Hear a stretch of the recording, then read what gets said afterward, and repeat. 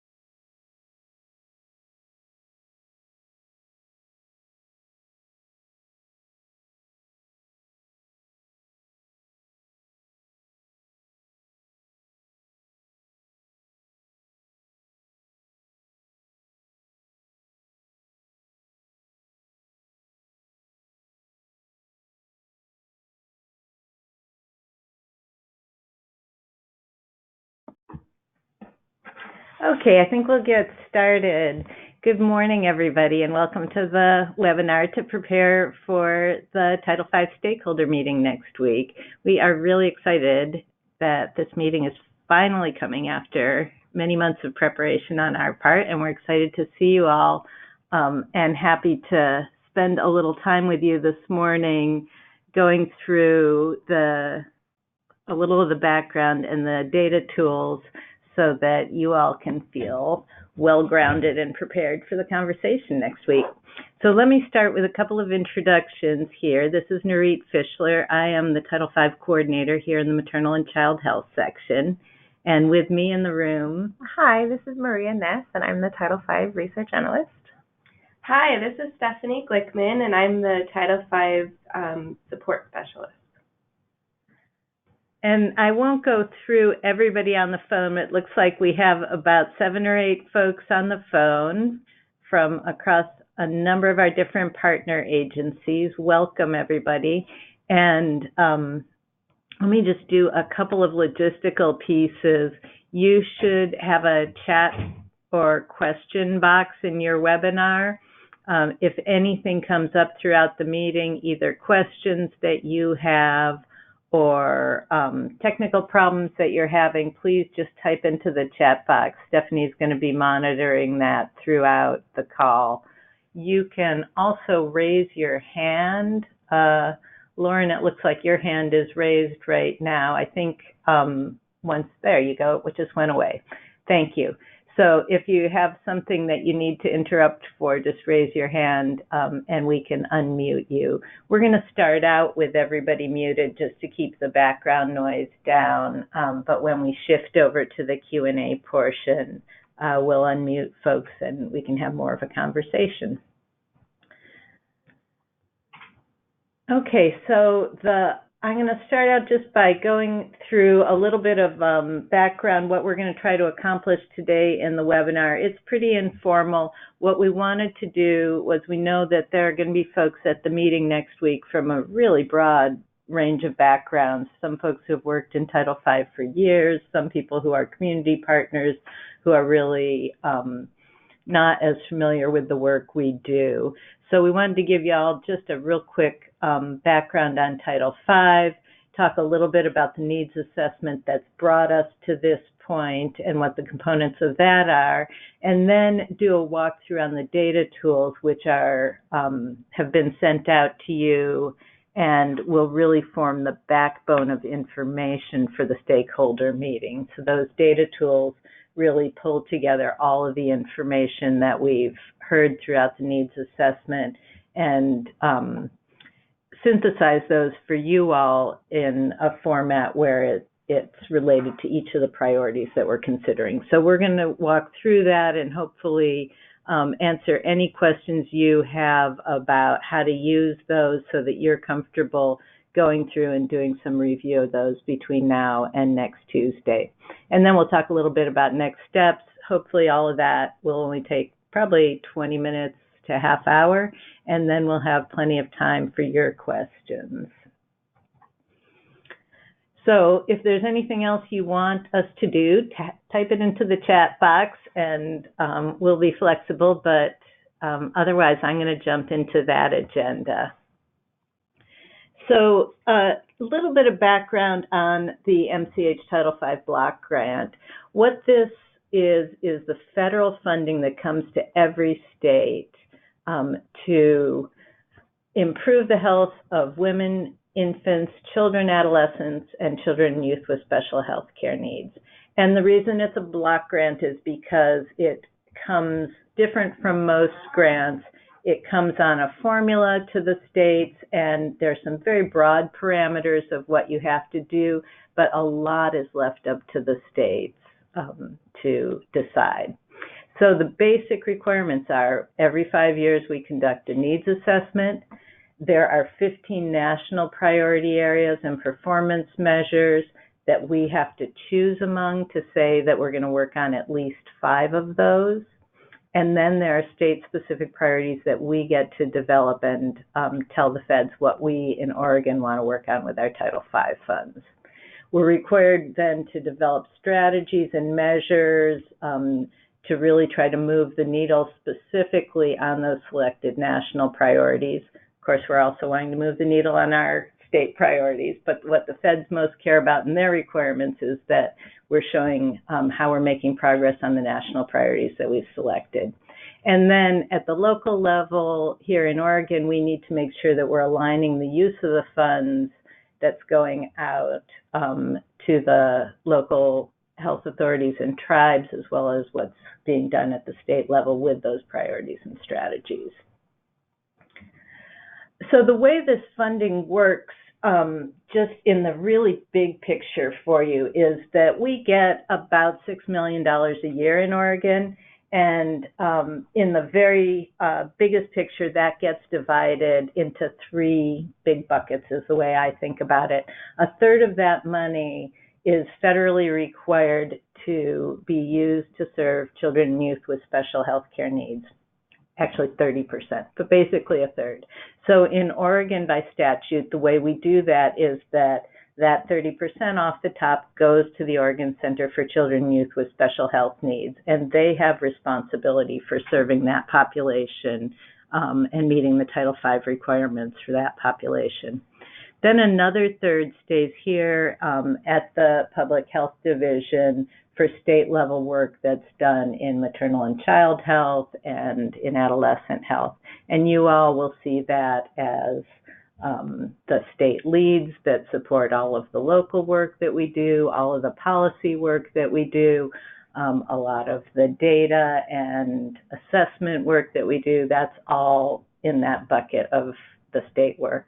And then the other third of that money goes to local health authorities and tribes on a funding formula, and that is used to address needs on the local level and to align with the priorities that are selected for the state. So all of the local health authorities and tribes that participate then also are required to do work that aligns with that set of state priorities.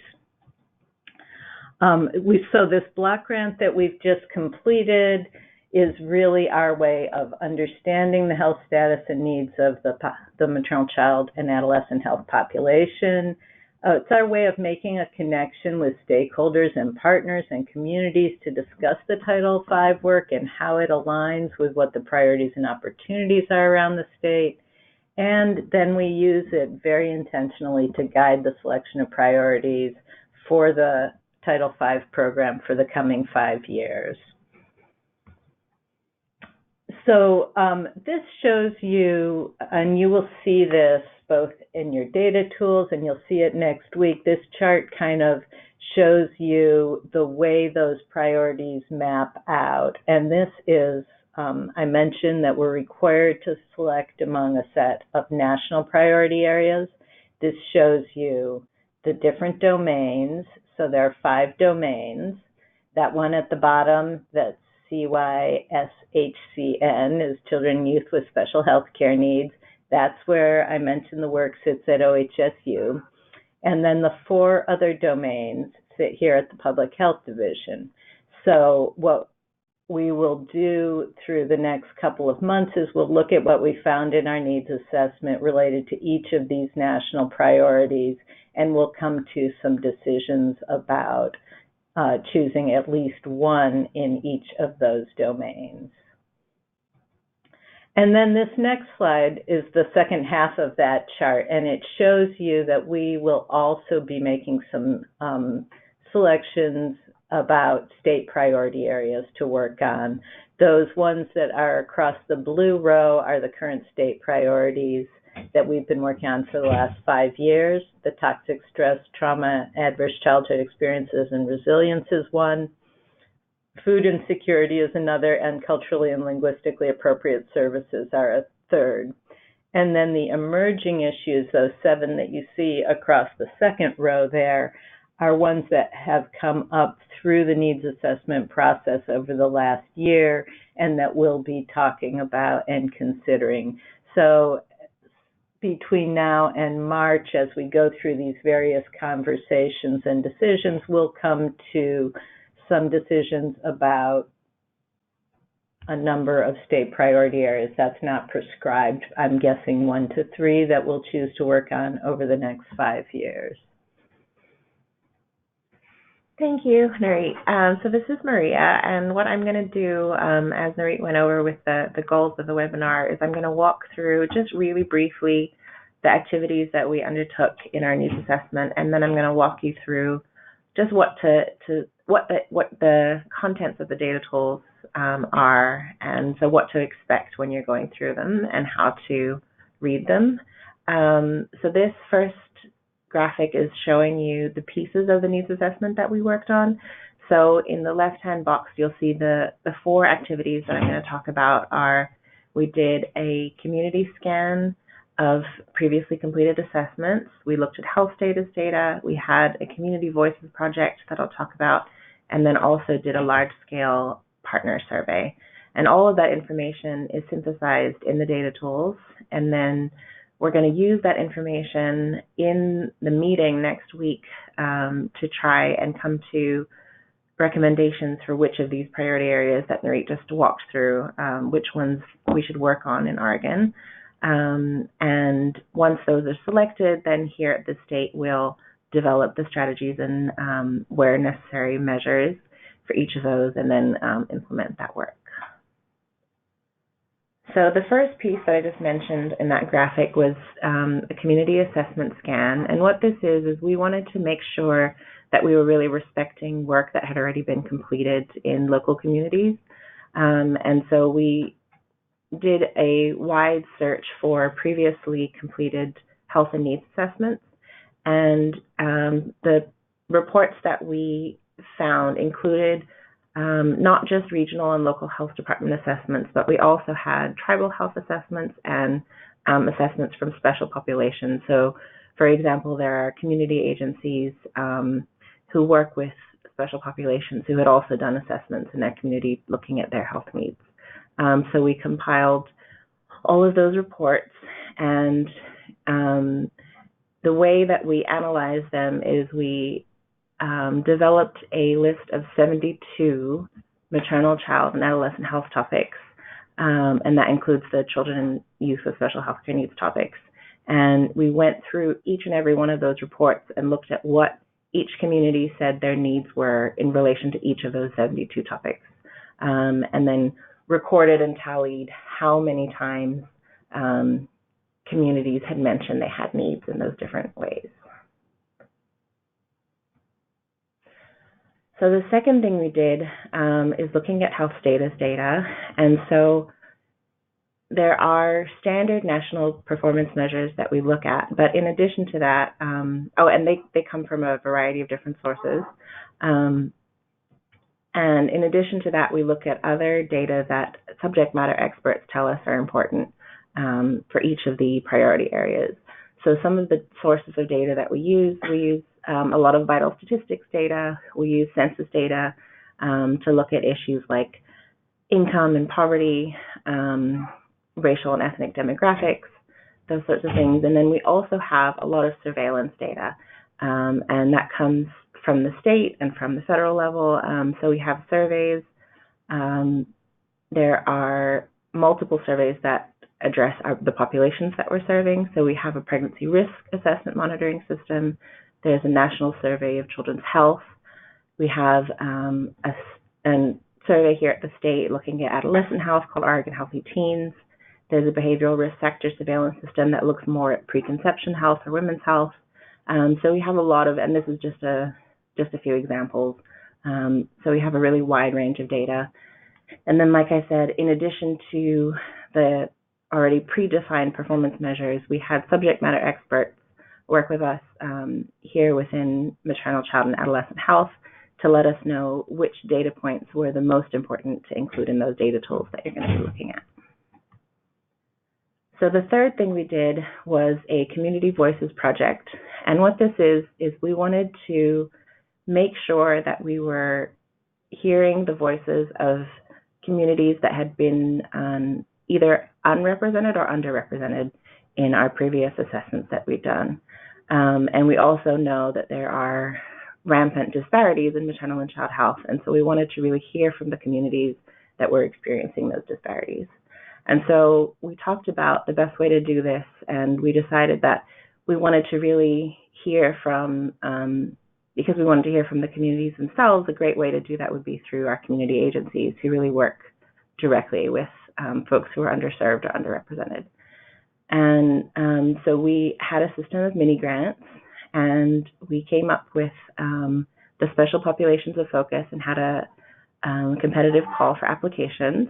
And the special populations that we ended up with are, we had African American and Black families, Hispanic or Latinx families, immigrant and refugee families, rural families, homeless families, and we also had one for LGBTQ plus youth.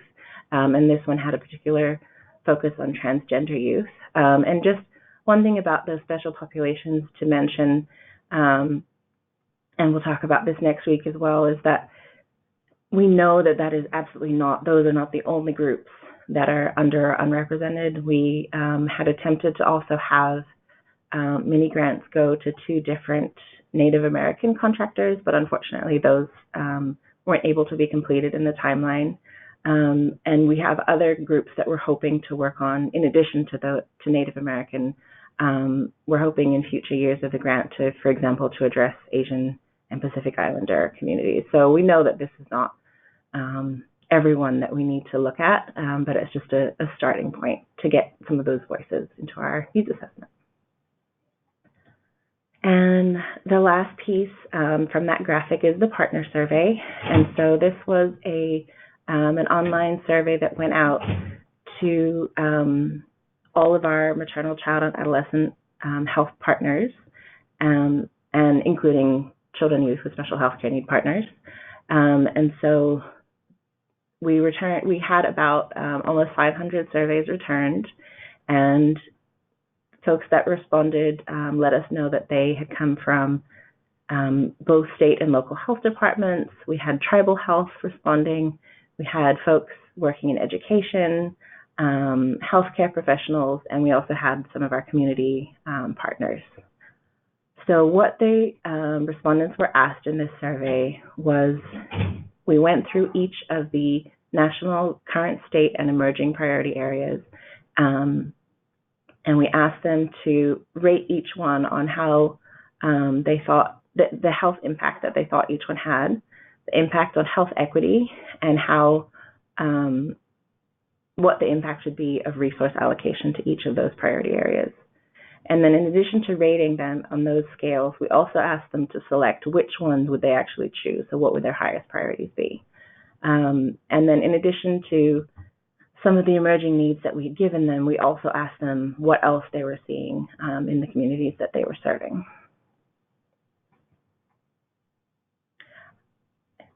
Oh, do this? Sorry, I don't know why. And then, okay, so those are the 4 pieces that we did in the needs assessment, and then all of that has been synthesized and put into data tools.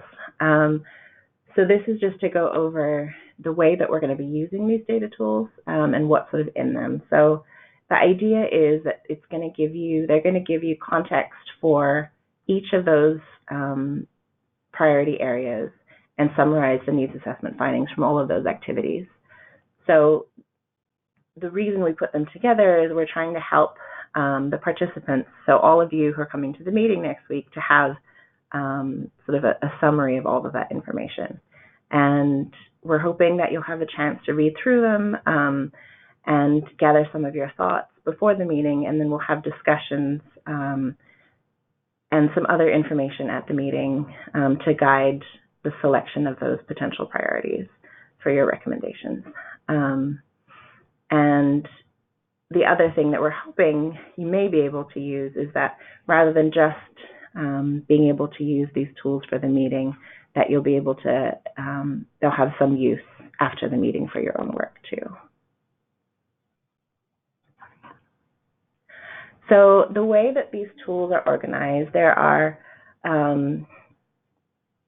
2 basically types of tools. There's population domain tools and there's priority area tools. So the national priority areas that we get from the feds, they're actually divided in that graphic, that table that Narit showed you. They're divided into population domains. So each population domain, so we have women's and maternal health, we have perinatal and infant health, child health, and adolescent health. Those are the 4 that you're going to be looking at. And for each one of those population domains, we gave you basically a tool that sort of sets the context for what each of those populations is facing in the state. So the purpose of those population domains is we wanted to let you know, for one, who's in the population, so looking at some demographics, look at what the main overview of, an overview of the main issues faced by that population, and then also which national priority areas you're going to be looking at in each population domain. Yeah, I was just going to, this is Narita, I was just going to insert, there's actually in the data tools, you'll see the 5th population domain as well, the children and youth with special health care needs. So that domain is also there with the domain tool and the priority tools. The discussion at the stakeholder meeting around the SHIN domain will be a little bit different than the discussion that'll be happening around the 4 MCAH domains, but they're all there together in the data tools. Yes, thanks. So these are the components of the population domain tools that I'm going to walk through. We have, like I said, there's a description of the population in a population profile. We have the key background and issues of concern, the options, and then we also have the needs assessment results presented. So I will walk through each of those. So basically what I've done for this presentation is I've taken snapshots of the actual tools. So this example is from the first population domain tool in the data tool packet. So this is the women's and maternal health. It doesn't really matter which one it is. I just wanted to give you an example of what it's going to look like when you're looking through these data tools. So this is for each population domain, you're going to have an Oregon population profile. So this is going to give you both. You can see we have one graph there with demographics, so who these women are in the state, what their racial and ethnic breakdown is. And then our subject matter experts also told us which descriptions of these populations were important to think about. So, for example, we have some information here on poverty and on income inequity. And then once you've had that description of who the population is, we have key backgrounds and issues of concern.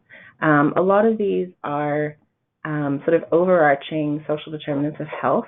We wanted to steer away from the more sort of priority area specific information because you have that in the priority area tool. So this is really to give you a higher level view of what kinds of things this whole population is being affected by. So for example, in this one, in women's health, we're talking about a lot of, like I said, the social determinants of health. This isn't the whole key background and issues of concern. I just took a snapshot of part of it so that you know what kinds of things you're going to be seeing when you come to that tool. The other thing that you'll find in the population domain tool is a list of what the national priority area options are. So as Narit showed us in that table, the 4 things in women's and maternal health that we're going to be choosing from are these 4: well woman care, low risk cesarean deliveries, oral health for pregnant women, and smoking among pregnant women. And then finally, the last thing you're going to find in the tool is the needs assessment results from those activities that I had just walked through. So the first one, which is labeled environmental scan, that's actually the community scan that I mentioned. And so that talks about which of those priority areas came up as being the most mentioned in this population domain. And then then we have the partner survey results. So it walks through which priority areas were ranked as having or rated as having high impact in what areas, and then which were selected as people's highest priorities. There's also some information in there about partners who serve special populations and what they chose. And then the last thing that you'll find in the population domain tools is the community voices information. So you'll be getting more in-depth information about the community voices next week at the meeting, but this gives you a really high-level overview of which priority areas were selected by those communities in each domain. So the other type of tool that we have, once we've gone over the populations, we also have, for each separate priority area, has its own tool. And this includes the national priority areas, the three current state priority areas that Narit mentioned that we've worked on the last 5 years, and then the emerging priority areas that we found through the needs assessment. And so the purpose of these tools is to give you specific information, more in-depth information on each of these specific topics. And it also includes the needs assessment findings from the different activities specific to each priority area. So the components of these tools, we have what the significance of that specific priority area is, what for the national and state priority areas, we have those standard performance measures. So we present that data. And then we have other health status data as recommended by our subject matter experts. And then we also give you a little bit of context of what that issue looks like specifically in Oregon, and then the needs assessment results. So this is the first piece, and just so you know, the snapshots for this tool I've taken from the first data tool, first priority area data tool in your packet, which is Well Women Care. So this is to show you the example of what that's going to look like. So for example, this is telling you why Well Women Care, otherwise known as a preconception visit, is important. So what it's a critical opportunity for, and what kinds of issues it addresses. And then, as I mentioned, these are the standard performance measures that we are required to report on by our federal funders. And the way that we've presented these is you're going to see primarily two graphs for each performance measure. So we're looking at how the data has changed over time, and we're also comparing our state to the nationwide results. And then we also look at if there are racial and ethnic disparities specifically in Oregon in those performance measures. And then this is the additional health status data that I mentioned that our subject matter experts recommended what we should include.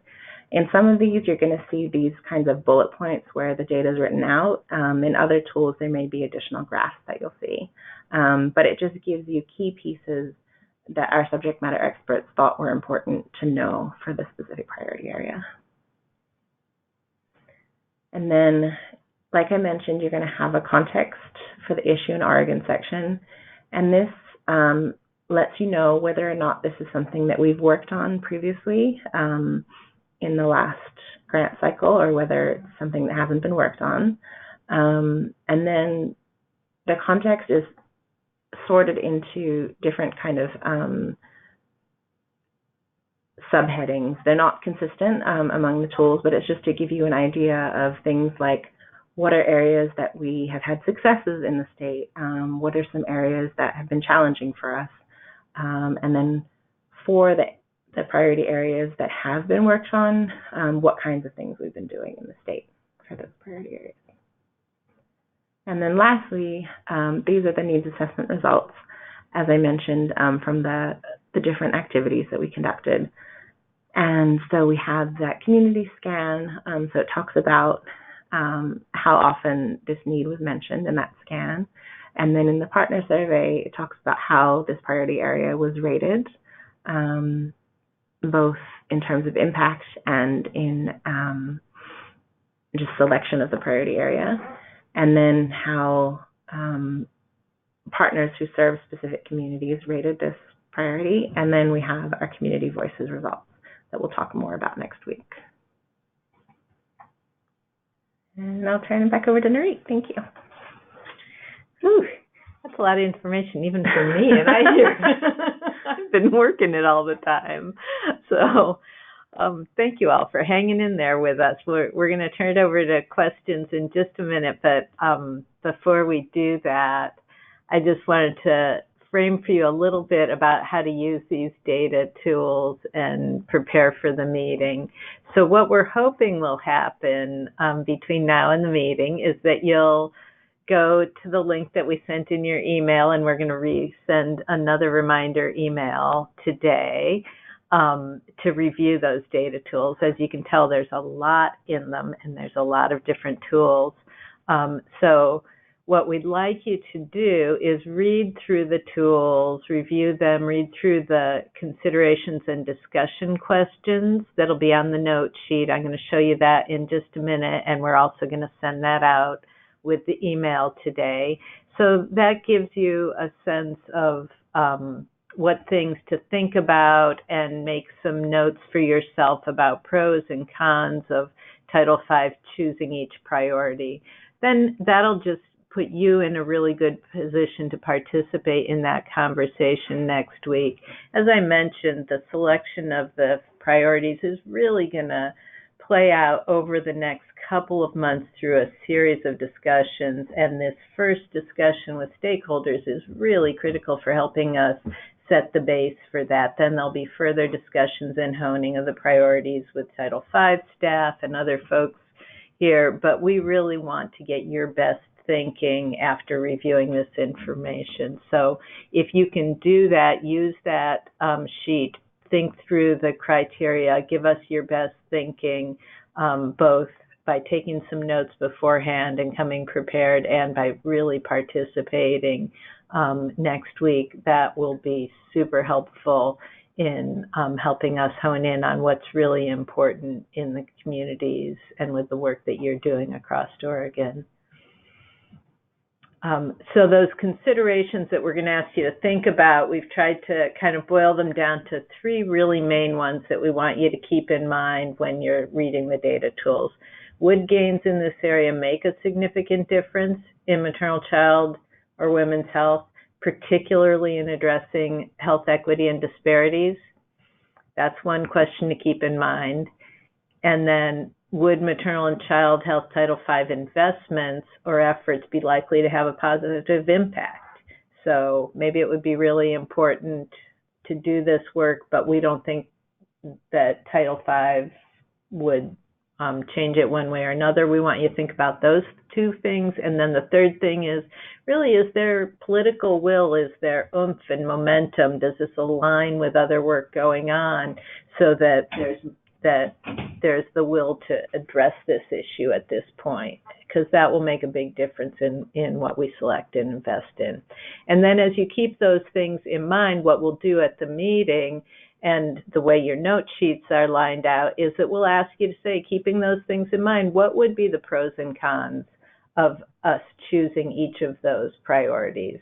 So it gives you a chance with each one to think, this one, maybe it's really important, but it's being addressed by somebody else, or whatever it is that you think. You can take some notes on that ahead of time, and we'll use that same format to have some discussion at the meeting. And this last slide just shows you what that notes sheet is going to look like. That you'll actually, I think, Stephanie, you put it in the file pod right now, right? Yeah. So those of you on the phone today, you can download that note sheet from the file pod. We'll also attach it to the email that we're going to send out this afternoon. And that's just a way that you can start to have that thought process as you review the tools and bring it with you to the meeting. So that is all of the talking at you that we're planning on doing. What we'd love now is to hear from you, what questions, what thoughts you have, what we missed or need to clarify. So Stephanie, can you unmute folks? Should I unmute everyone? Mm-hmm. I think so. So unless you're personally muted, I think the phone line is open. You can keep your own phone muted when you're not talking. Or if you'd prefer, you can also type in a question. Sometimes that helps with process.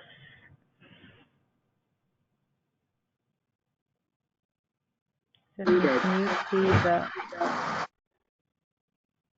It's kind of creating a lot of noise. Okay. Maybe if people want to just raise their hands, or all right. I can unmute one at a time. We'll unmute you one at a time so we don't have too much background noise. So you can raise your hand. Okay, it looks like Margaret. We'll unmute you, Margaret, for your question. Oh, Margaret needs her pin. Oop.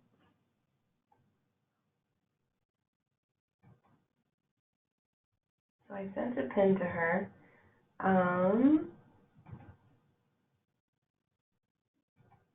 Margaret, did you get the pin that Stephanie sent?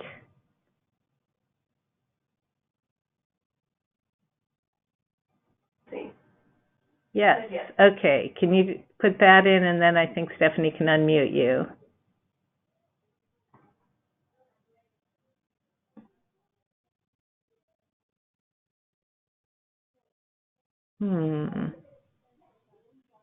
Okay. She said, sorry, bear with me a second. Okay, we'll wait for you. If anybody else has a question they want to type in the meantime, that would be fine too. I did. My phone. Oh, okay, you're dialed in with your phone, and you're unmuted on your phone, Margaret? Okay, so you're on your phone, so it doesn't take the... I think we might have to have... It says I'm unmuted. Let's see. It says that she still needs to enter her PIN. Huh. Maybe We're not getting there. Could you... Question, type it in? Yeah, could you type in your question, Margaret? Because we're apparently not able to unmute you. I'm sorry.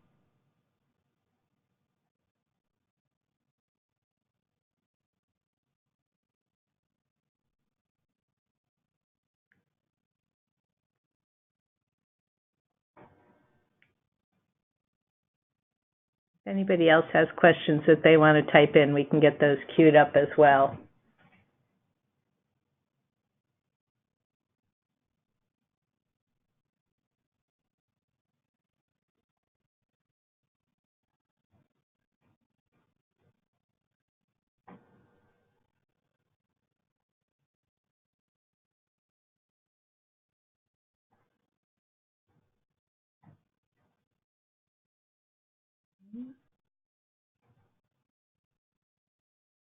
Okay, there's Margaret's question. I can't. Could you read it? On the sheet that lists the challenges in a particular area, like well-woman visits in this example, are they listed in a particular order? Like, is the first challenge listed the most commonly reported one? I would say no. They haven't really been sort of quantified in that way. It's more, so the way that we completed this context is through working with our subject matter experts. So we have different folks here at the state who really worked in depth on these particular areas and have that subject matter expertise. So it's more, I would say, a non-ordered just list of pieces to consider. The only ways that we've sort of given, I think you'll find that things have been ranked in some of the other pieces. So like in our needs assessment results, we have what order the priority areas have been ranked, either in the partner survey or by the Community Voices Project, but those context pieces specifically haven't necessarily been quantified in that way. It's just sort of things to keep in mind as you're thinking about how we could work on this topic in the state. Did you want to say more about that, Mary? No, I think that's accurate. Those aren't really from the needs assessment modalities. They're more from the priority leads who have done the work here, reflecting on kind of what's been done so far and what have been some of the challenges, but not in a data-driven way. Right. Other questions or thoughts that people have about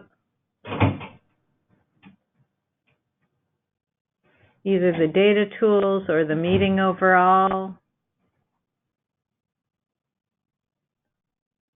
We know that it's a lot to absorb, and that's why we really wanted to get them out to you early and give you a chance to look through them. I'm going to wait a couple more minutes and see if anybody else has any questions. I don't see any other hands raised.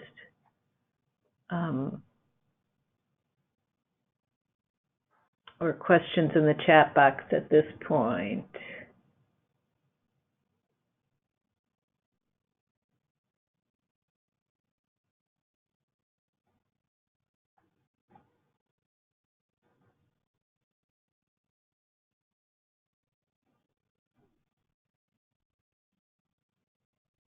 Okay. I'm not seeing anything else coming in at this point. I guess what I would say is on this last slide, you have all of our contact information. As you get a chance to kind of digest this, look at the data tools, use those note sheets, and if there's anything that comes up that you have questions about, just send us a note, or if there's anything logistical related to the meeting next week, get in touch with Stephanie or with me. If there's anything more in-depth about any of the particular data tools, if you're interested in the Children and Youth with Special Health Care Needs one, I would direct you towards Allison Martin at Ocean, and if it's one of the maternal, child, and adolescent health tools that you have a question about, you could send it to Maria or to me. I'm a good general purpose. Mary has all of the knowledge. I have, what is it, the inch deep but a mile wide knowledge. So, Stephanie, do one more cruise to see if we have any other questions coming up. Okay. And seeing no more hands or questions, I'm going to thank you all for participating today. And hopefully we'll hear from you if anything else comes up. And if not, we hope to see you on Tuesday. Take care. Thanks. Thank you.